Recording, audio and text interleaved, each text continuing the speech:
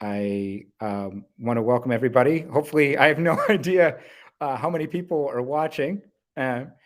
It's funny for me to do a Netroots Nation without being able to be there in person and be in the audience. In fact, one of the reasons that I went to the first yearly course in 2006 was because it was so nice to actually meet people in person that I had been only able to talk to over the internet. So we are now back to getting to meet people over the internet. So hello, welcome to Fighting for the Green New Deal on the Hill. I'm just going to introduce what this is about and introduce our panelists. And hopefully Representative Ro Khanna will get to join and speak with us. And when he shows up, we'll turn it over to him. But the point of this panel is to talk about really, in some sense, how the Green New Deal is doing, and to talk with the people who are almost their literal jobs are to make it happen. Fossil fuel global warming is accelerating, and we're all affected by the cost of our unequal, unjust, and toxic economic system. And the US and the world need a Green New Deal to fight climate change and build prosperity and racial justice. And so we're going to learn from people like Ro Khanna, activists like Lauren Monis, and staffers who work both in the House and the Senate about this fight against the corporate polluter interests and to enact policies in line with the grand vision of the Green New Deal. And we're going to really delve into what does the Build Back Better legislation how is it doing, and what does it have to do with the Green New Deal? And one of my big goals here is to really talk about this from an organizing perspective, not just as a policy thing. Even though I'm very much a policy wonk, one thing I've learned is that if we want meaningful change, this isn't something that can be done just by people on the Hill. It really requires the entire nation. So that's basically all I'm going to talk about. And now I'm going to turn to the people who you actually are here to listen to. First, I'd like to introduce Rajiv Sikora, who is the Senior Policy Advisor for Representative Jamal Bowman of New York. Raj has spent the last decade working to advance transformative climate action. He was the primary researcher on Naomi Klein's This Changes Everything, and also worked with Naomi at The Leap. And he is thrilled to be fighting with Representative Bowman for racial, economic, and climate justice.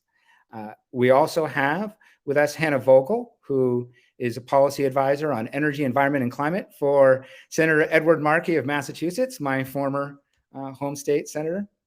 I live in DC now, but I'm from Boston. And before that, she worked on climate, energy, and healthcare for Representative Lloyd Doggett of Texas.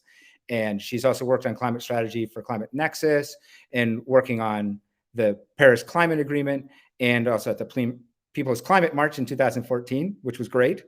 And she was an organizer in Cleveland. So she's been working all over this country and the world.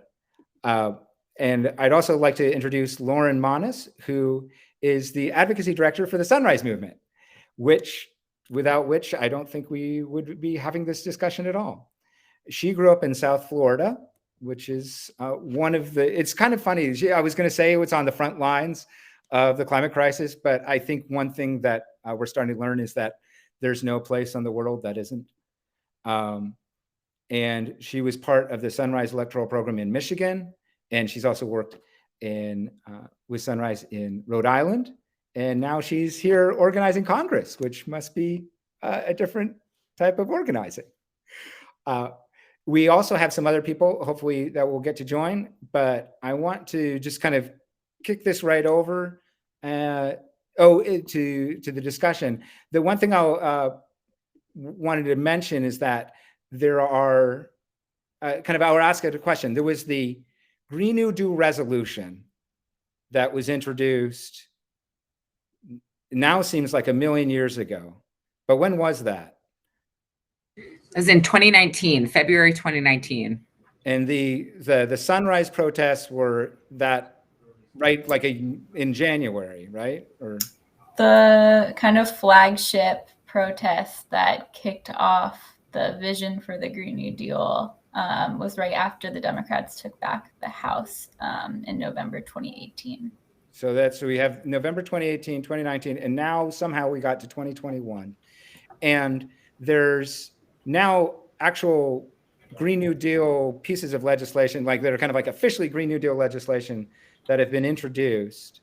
And I just wanted to like make sure everybody knows about them. And I have a little list, I can run them down, or maybe I should just kick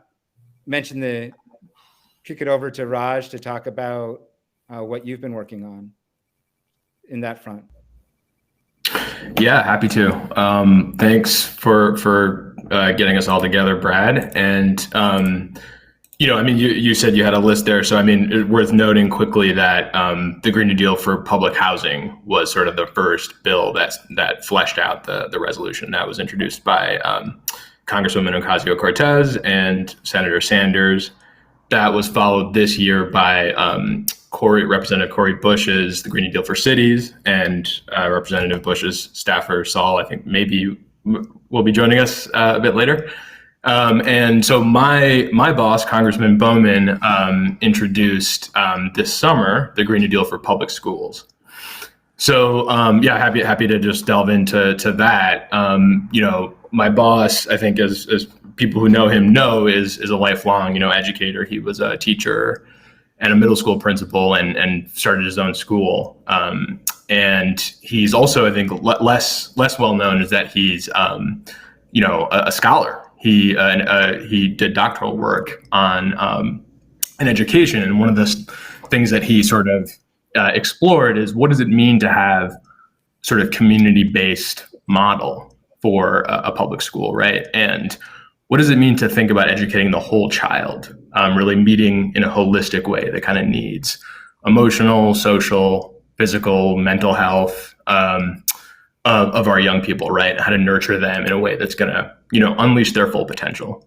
And so, sort of investing in our public education system to sort of get it ready to face the challenges of the 21st century, that's his jam. I mean, that's his life's work. And so, obviously a big part of doing that is getting our public education system ready for climate change. Another big part, of course, is dealing with the fact that our public education system, our K through 12 schools it's a miracle that, they're still a miracle. It's a miracle that we have it in this country, but we do. And it's been, of course, very weakened by racism and neglect. So investing in it to deal with that problem. So, climate is a big part of his vision there. And what this bill is partly aimed at doing is just like, first of all, protecting our young people, protecting students. And so, like we're seeing the impacts now of extreme heat on students' education. We're seeing the impacts of climate disasters. Hurricane Ida in New York led to the severe flooding of a school in our district, New Rochelle High School. So protecting students, and of course teachers and workers from the impacts of climate change. Cut in because we have Representative Ro Khanna is backstage and maybe even appearing on stage. All right.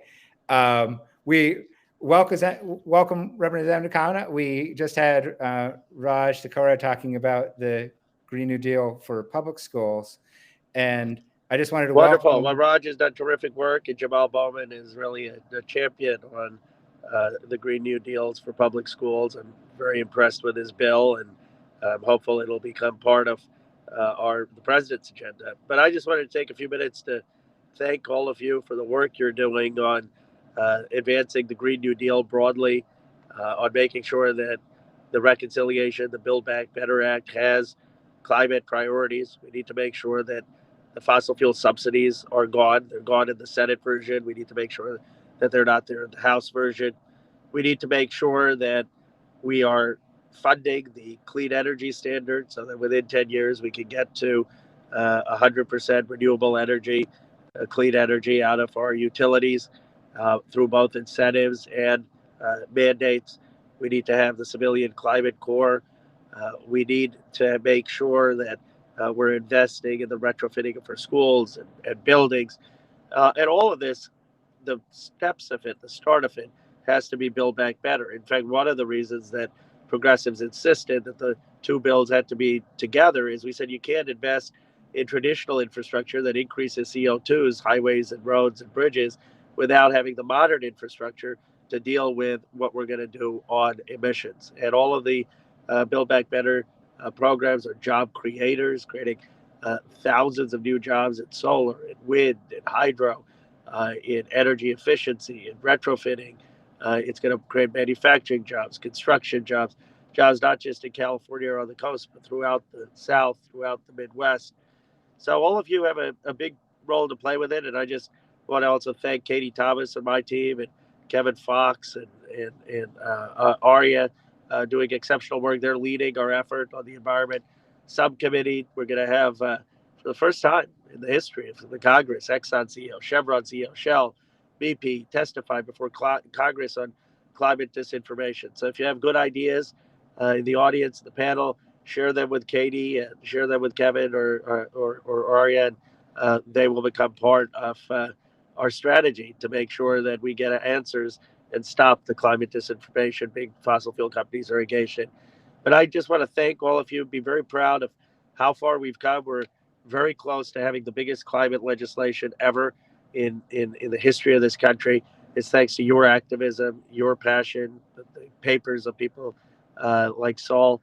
And I look forward to continuing to work with all of you. And we need all of your push to get this reconciliation bill across the finish line with bold climate provisions.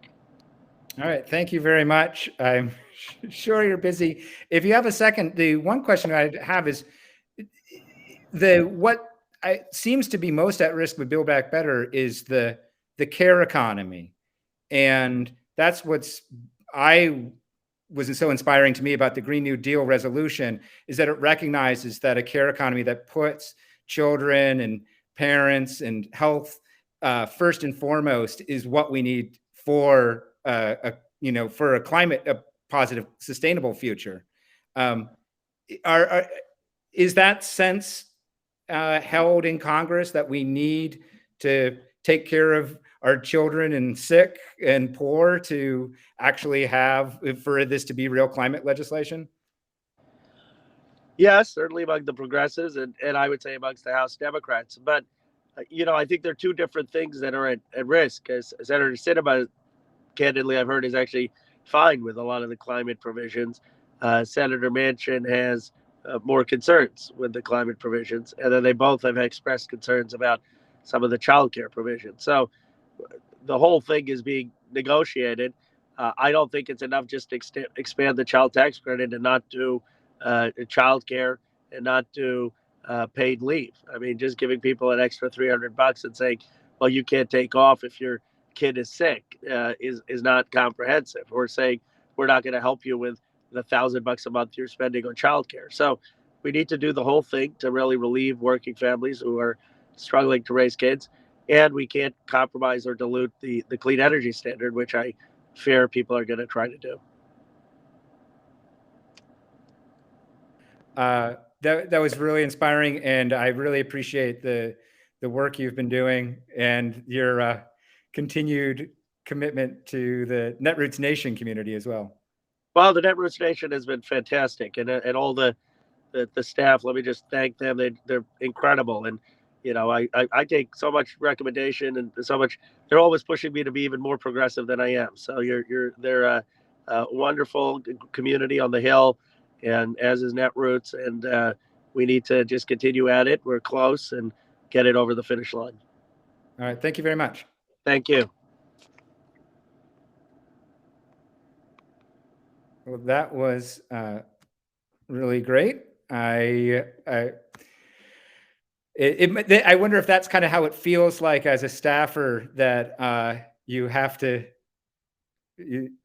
like work with the overscheduled Congress people. But I really appreciated what he was saying, just in terms of like the we're trying to get what Americans need through a very small needle right now.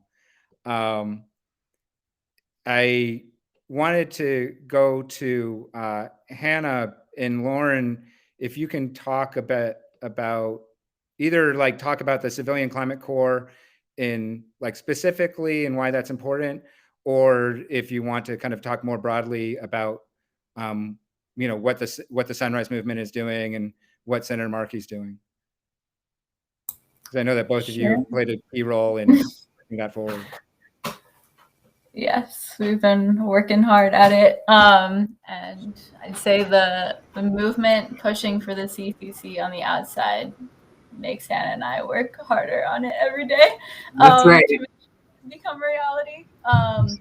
Yeah, do you want me to get started, Hannah? Just give an overview? Yeah, go for it. Sure. Cool. So yeah, I would say Sunrise has been obviously pushing for like the Green New Deal as a whole and the vision moving towards the Green New Deal and like every aspect of transitioning the economy. And throughout the presidential primaries, we kind of contributed the idea that, is a core tenet of the New Deal was the Civilian Conservation Corps, a bold public employment program to tackle like a national crisis and like put people to work in good jobs that were meaningful and dignified. And yeah, as throughout the primary, we kind of uplifted this idea of revamping a much more just and equitable version of the original CCC in the spirit of the Green New Deal to tackle the climate crisis we're facing, as well as the youth, especially youth unemployment crisis, but overall unemployment, underemployment, employment in jobs that don't actually pay a living wage, and make sure that everyone has access to a good job with a pathway to a long-term career in a union, doing meaningful work, addressing the crises that we're facing. And yeah, we started campaigning really actively on that idea, and Biden kind of adopted it in his platform throughout the campaign and early on in his presidency. And since then, we've just been going really hard to make sure that we actually have the opportunity through this reconciliation bill to create this new public program, which will be like actually up and running, that every person can apply to be part of the Civilian Climate Corps and have good work and actually demonstrate like the vision of the Green New Deal, which is about decarbonizing the economy in a very short period of time, creating millions of new good jobs, and advancing racial and economic justice in every community. And so the CCC really like embodies that in a very real way, in a concrete way. That's why we've been working so hard to make sure we can like actually have a visible program that Biden can demonstrate to young people, especially that he's taking this crisis seriously, listening to our demands, and demonstrate the role of government specifically in mobilizing the country towards this crisis. So yeah, that's the overview. We're pretty pumped about it. We had like young people marching hundreds of miles in many different states this summer for a CCC, talking about what it would mean for their communities, shut down the White House a few times to raise the urgency of it. Now we're really in the final stretch, so I can pass it to Hannah to talk more about what that's looked like on the inside and building the political coalition around it too.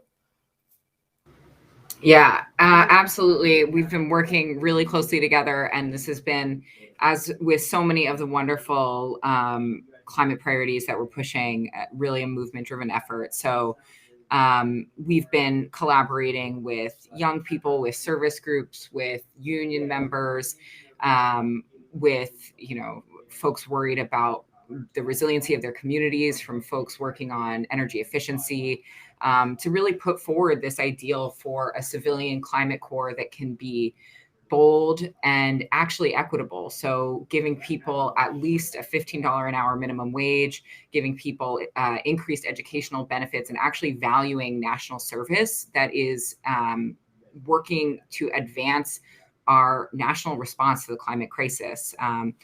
we will have a lot of exciting, hopefully, chances ahead to reduce our emissions, and that will take and clean up our communities, and that will take a workforce to do it. And we can arm the members of those communities to have the skills, to be paid, to be valued for the work that we need to do so much more of over the next, several years and in the immediate future.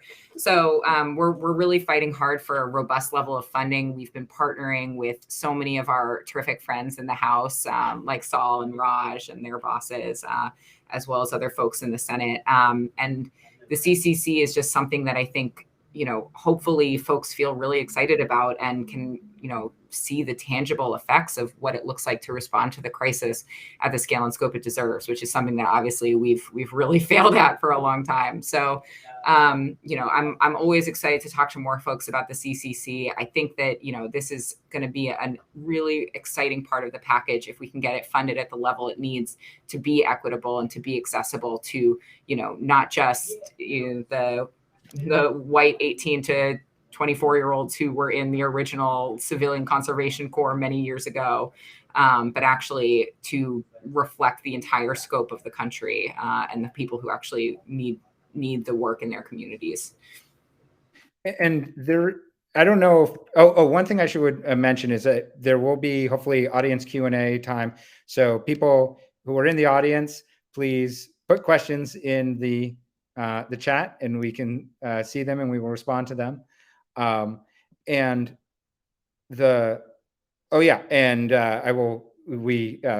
let Representative Khanna interrupt Raj, so we will let him finish his thought. But I just wanted to make sure people know that there is some funding for a Civilian Climate Corps currently in the House Build Back Better Act package that has gotten out of committee, but is not been passed by the entire House. And I actually don't know exactly how much money there is and how satisfied you guys are with that, or does anybody know what the status of this is? Yeah, so we are fighting for, and I think a lot of folks have been pushing for a robust funding level for the Civilian Climate Corps at around 30 billion, at least 30 billion. We have a lot of folks who are really on board and excited about that. And so, I think that's something that we feel is really necessary to ensure that we don't lose the equity, we don't lose the impact, we don't lose the folks that are doing projects throughout all communities. So, in the Senate, that's where we're at, and we're really excited about it.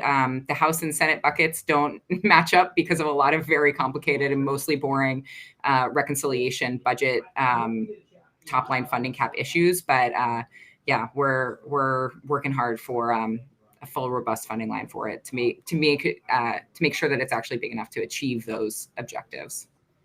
And I'll just kick it over to Raj to finish his thought. Thanks, Brad. Yeah. Well, I mean, similar to the CCC, right? The Green Deal for Schools is really partly about putting, young people at the center of this, at the center of our response to climate change and to the sort of many interlinked crises that we're facing. So the bill is, 1.4 trillion investment over 10 years. So it's not all in reconciliation, unfortunately. But yeah, 1.4 trillion over 10 years to, one big piece of it is, I was sort of talking before about like just the resiliency, like protecting our public school buildings from climate impacts, but it has funding to do sort of healthy green retrofits for every single public school in the country. And that's starting with sort of the highest need, sort of most vulnerable districts of color. So what that means is not just, it's getting to zero carbon every single public K through 12 school building in the country. And also dealing with health harms. Like we've just seen, the reason we need a massive investment in our schools, right, is that they're just totally unacceptable conditions in many communities where, entire floors are not usable due to mold or asbestos infestations, bathrooms not working, drinking fountains not working, right? So it's the idea that you should do like holistic intervention here to deal with health harms, to do efficiency retrofits, on-site solar, and get to zero carbon emissions, and also like accessibility upgrades as well. So that's one big piece of it. When we put the bill out, there was a New York Times reporter who was like, kind of made a snarky comment about how most of it was not climate funding. And he was like, is it just me, or is this Green Deal for schools mostly not, mostly education funding? And it's like, yeah. It's you would think that a New York Times reporter would understand by now that like Green New Deal is about sort of a holistic social transformation. So there is a lot also of just straight up investing in our public school system, right? But to sort of tie it all together, so money for schools to hire educators, to do curriculum development, to do community partnerships, and really also make like schools a living lab. For the Green New Deal, right? So they're at the curriculum level, they're studying the changes to the building. They're being prepared to deal with sort of all aspects of this crisis. And so it's doing things like also just quadrupling Title I funding for high need schools and increasing funding for students with disabilities. So I just real quick want to highlight that, like, and similar with CCC, with the progress we're making with, labor there, is just like the coalitional potential with these bills. And, so like it makes sense if we're going to do this. Yeah, like what have you seen? What's that? What have you seen in terms of the coalition for? Yeah, well, I mean, think about schools, right? Like you've got young people who are already like, obviously among the most mobilized on this. You've got teachers who represent a huge, like sort of the last bastion of the power of the labor movement right now. But you also have the building trades, and we had, a small but hopeful breakthrough with getting the New York City building trades on board with our bill. For them to endorse a Green New Deal bill is like really promising. So still trying to push forward on that front and build on that.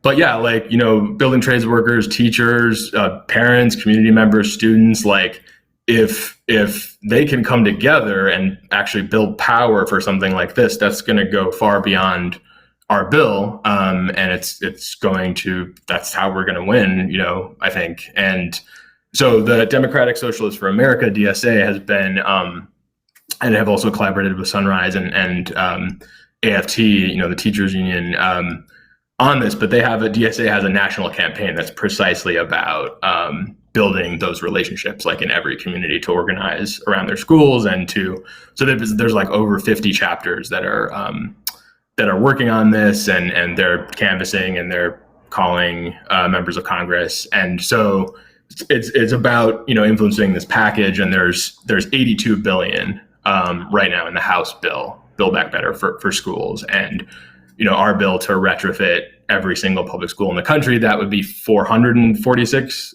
billion. So it's a small, it's not enough in Build Back Better, but it is, if we can maintain it at that level, I think, and we fight on how that's implemented, like, I think we could really say that we would have, a down payment on the Green New Deal and be able to show people what this actually looks like. So.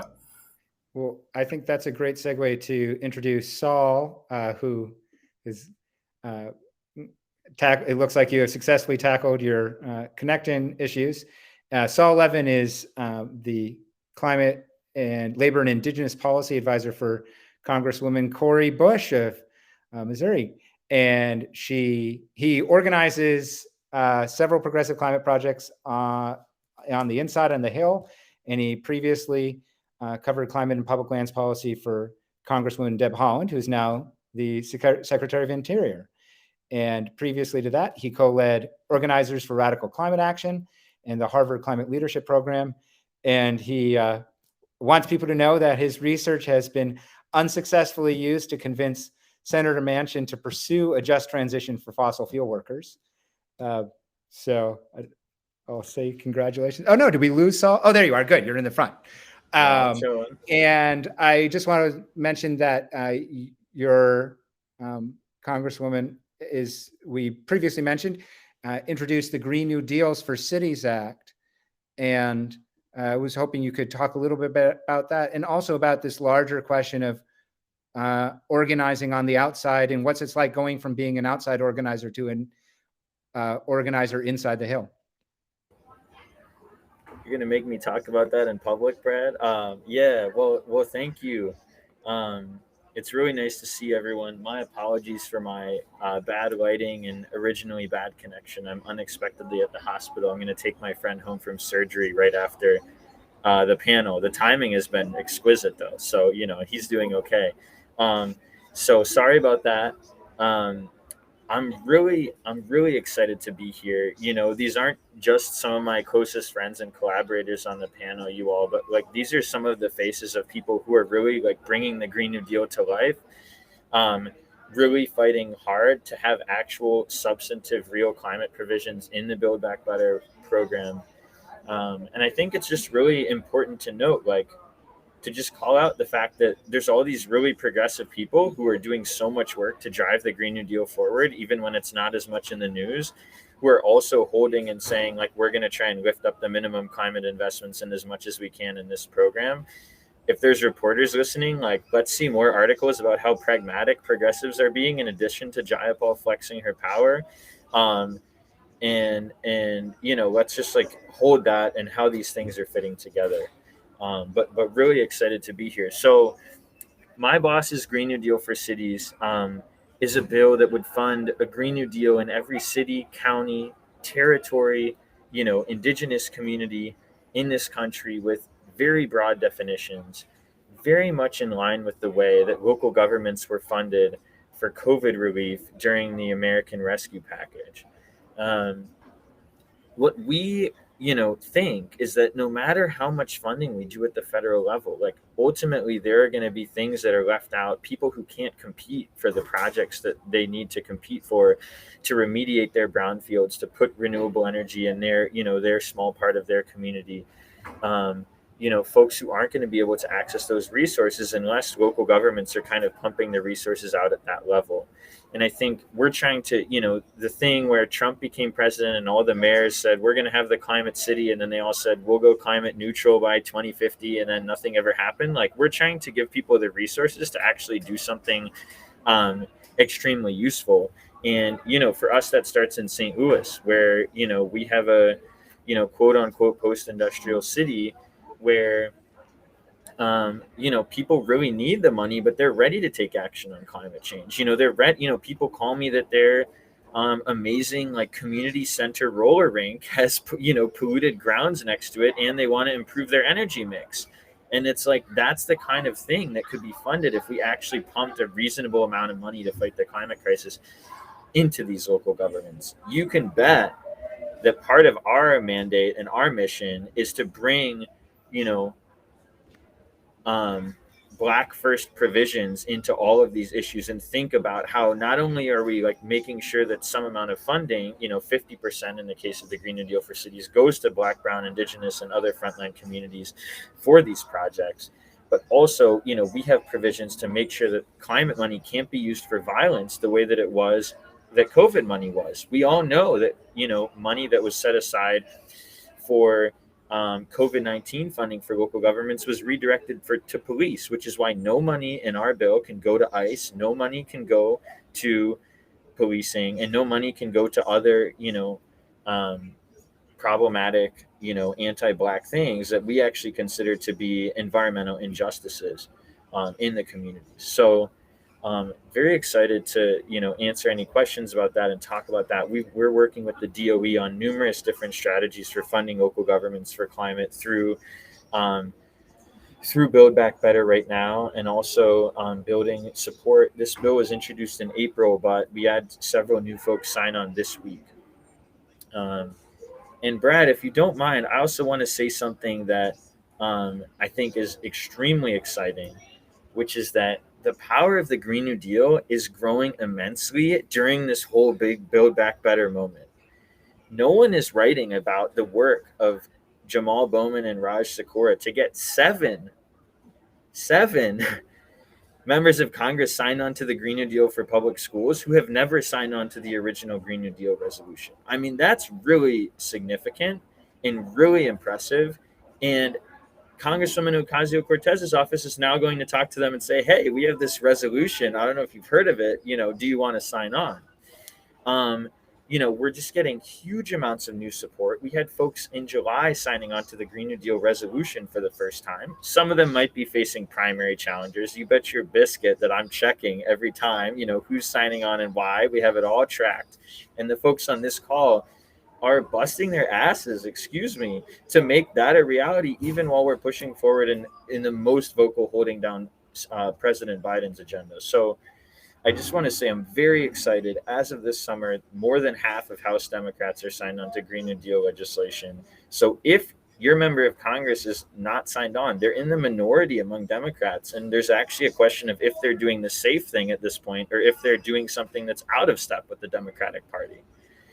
Allow me to ask. Well, that kind of raises a question that I've been thinking, and I really want to know what everybody here thinks about this. That when I've been seeing what's in the, at least, what the president asked for with Build Back Better and what's come out of the House, or what has come out of the House committees. And when you look at that, you could see the kind of the old, school way of looking at it is that there's just a million things being jammed into one piece of legislation. Because we've got this one shot. But the other way of looking at it is that this is a comprehensive, holistic approach to trying to address these central challenges of racial, economic, and climate injustice that we're facing right now. And I'm pretty sure that was what was called the Green New Deal. And I'm so personally, I would like the scale to be commensurate to it, actually the scale of the problems. But how fair is it to say or think of the Build Back Better agenda as the Green New Deal with, Joe Biden's preferred name on it? I mean, or if you're someone like me who really believes in the vision and the policy importance of the Green New Deal. And I'm totally, anybody who wants to jump in on that. I could jump in quick. I mean, I think on the one hand, if you look at some of the, from a more narrow perspective, right, you're not going to find a payment program a clean payment program to utilities, as the centerpiece policy in the Green New Deal resolution. It's incredibly important piece of this bill to actually get, the emissions reductions. But if you zoom out, it's like you were saying to Congressman Khanna earlier, right? This is very much a care bill. It's unfortunate that for many reasons, we're talking about numbers and top lines and this sort of narrative of a hodgepodge of programs. But this is literally a bill that is going to start the process of restructuring our economy around care for each other and the planet. And that's not just that's a line that we use, and it's not just rhetoric, right? This is where the economy is going. The right now, if you look at home care workers, nursing home workers, and nursing assistants together, what's called direct care workers, that's already the largest occupational group in the country. And those are some of the fastest growing jobs. So are green energy jobs, right? The work of the future is dealing with climate change. It's decarbonizing our society. It's taking care of each other. And so this is going to start that process of investing in those things with just some really basic shit that other countries have, obviously, like childcare and family leave. But the fact that we're going to do them is pretty revolutionary. I would say it is important to, it's important to have I think one of the weaker areas is just on this piece of direct investment in public institutions and communities.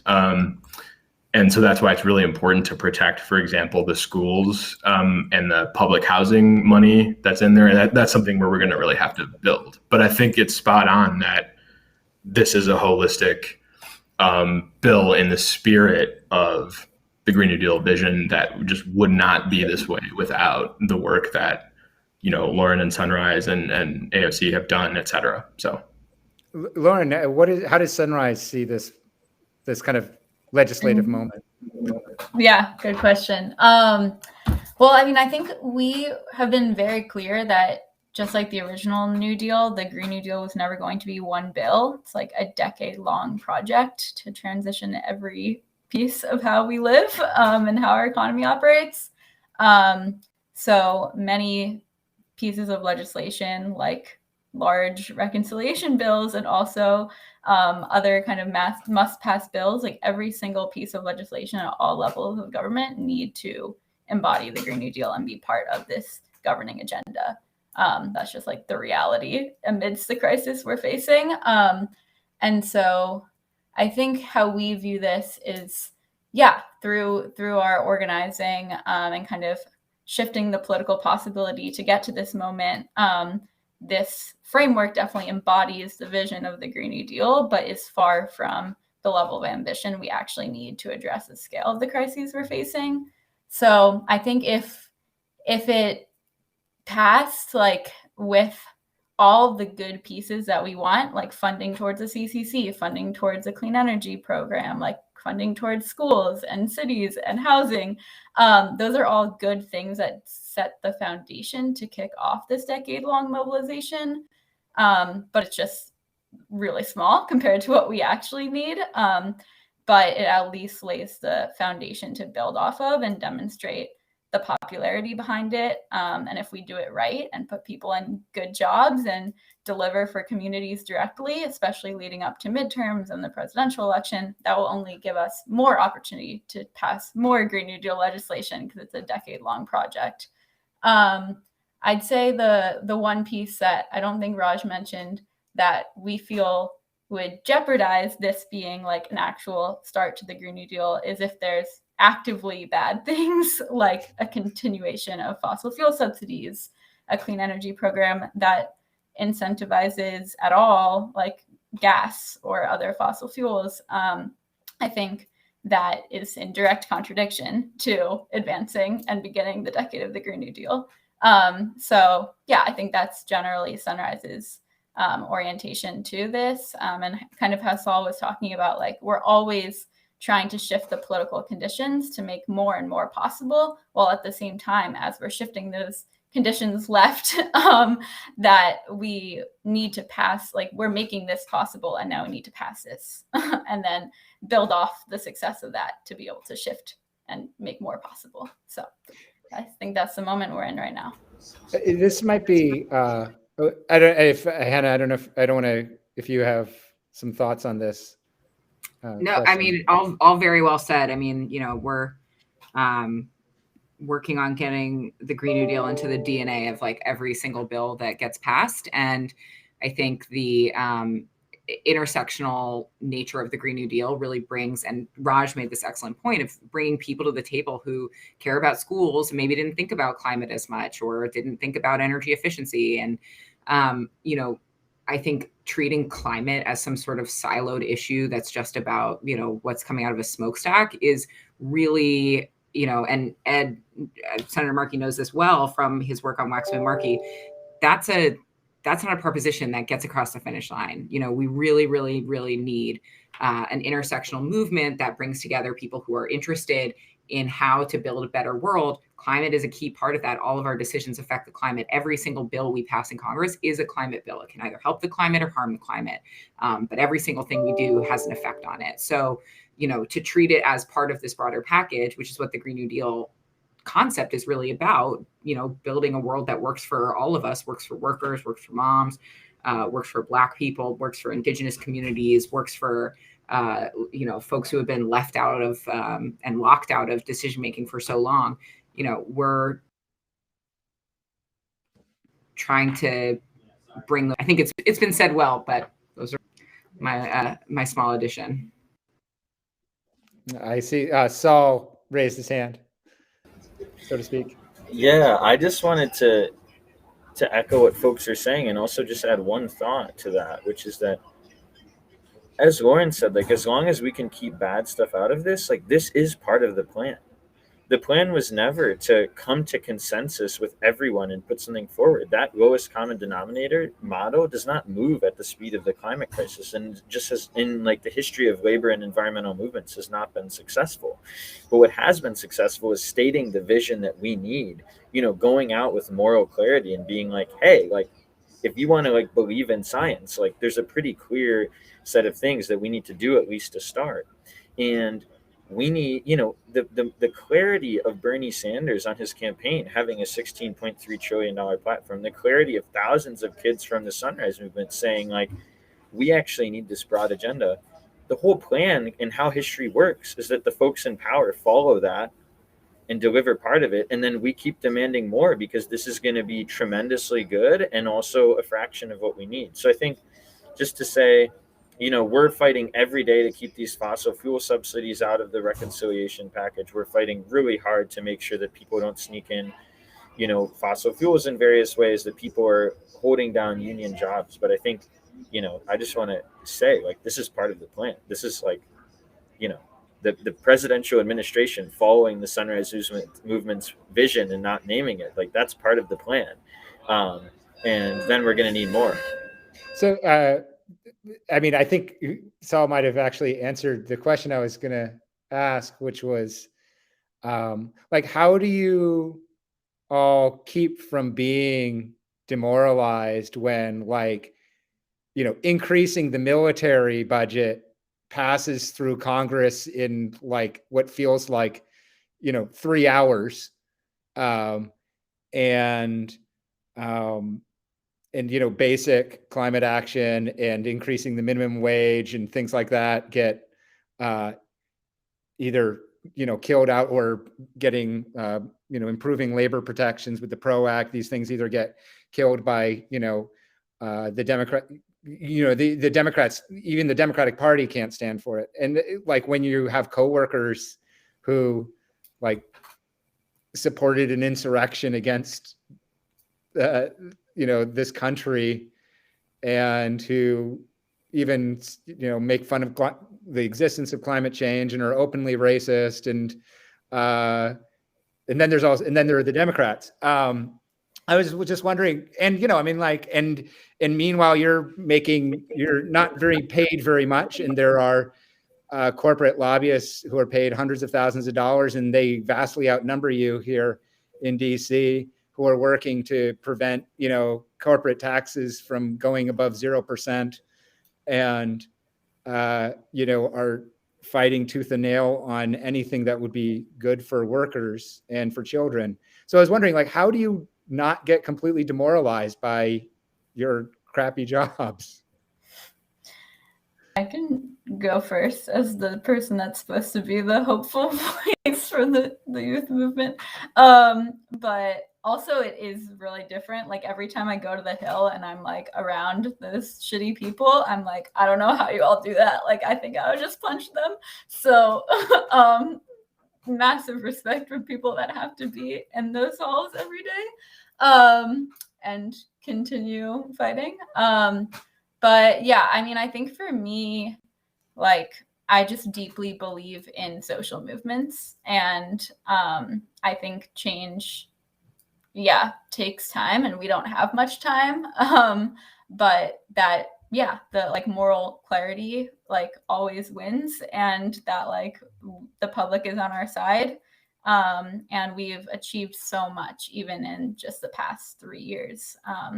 And I don't think we would have been here in this place of like being on the precipice of passing multi-trillion-dollar investments in care and climate if it weren't for like the clarity and organizing and like direct action of so many people. And it's really demoralizing to think about how like we need to change like every single rule of government to be able to actually pass like a transformative agenda. But I do believe that movements are the force that will be able to do that. So I can pass it to other people, but I think I feel very like grounded in history, and just like learning lessons that have worked in the past and trying to like push them even further, given the scientific, timeline that we're up against as well as the moral one.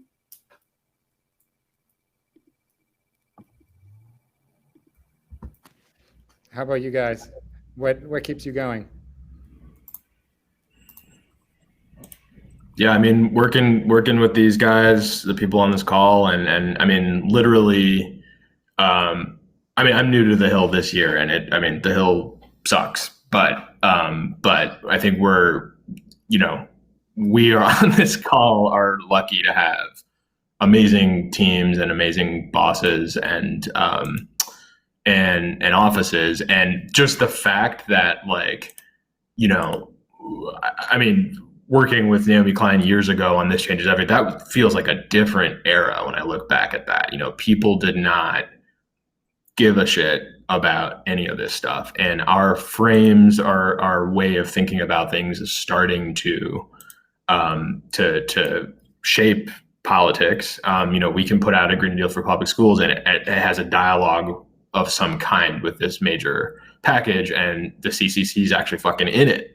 And so I think, but yeah, the real answer to the question is just like there are more of us now. We're growing, and we literally have a collaborative relationship with social movements and communities. So that is extremely invigorating, and it will come in handy right now because we definitely need to be a counterweight right now in this moment against the massive lobbying that's happening from the fossil fuel industry and the pharmaceutical industry and Chamber of Commerce, et cetera, to water down this, as my comrades have said, like a good but very much too small bill that risks having bad stuff be put in it, right? And so it's really important for us to push back as much as we can, like immediately, and that's happening and needs to happen more. So. Hannah? Yeah, I was realizing that I'm like a grizzled Hill veteran maybe here, but yeah, I think I view a lot of our work as sort of invisible dominoes, right? Can you set up the conditions to get a better outcome that maybe you won't even necessarily know all the different things you did along the way that got you there? And I mean, I have worked through 3 administrations, including the entire last one, which was very, very, I think if you had asked me about optimism during that administration, I would have maybe given you a different and slightly sadder answer. But I mean, right now, like we have this movement, this power, this, this sense that climate matters to people and matters to this package and can't be just carved out and left behind. And I mean, some of that sense, unfortunately, is because we're seeing the impact so much more clearly now. And we're seeing, even more closely the ties between, redlining and extreme heat, right? Or, who gets to move back after disasters and who gets displaced, from their cultures and their homes. So, we're seeing the impact of climate so much more, but also seeing more and more people take it seriously.